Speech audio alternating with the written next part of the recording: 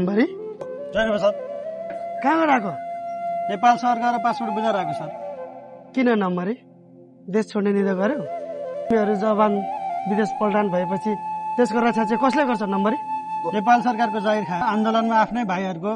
हातबाट ढुङ्गा खाएर मर्न भन्दा त म विदेशै जान्छु सर खाडीमा गएर पसिना बगाएर मेरो परिवारलाई 2 छाक खान दिन्छु तर यो देशमा बस्न सक्दिनँ सर अब म कुरा मनासाय हो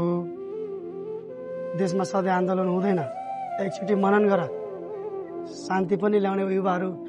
लडिरहेछन् उसलाई हेर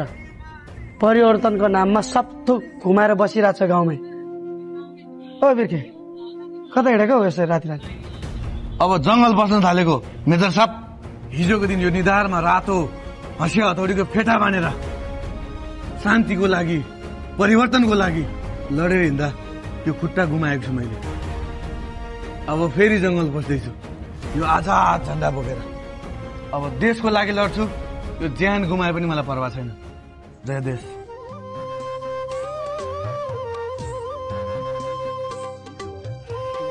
मलाई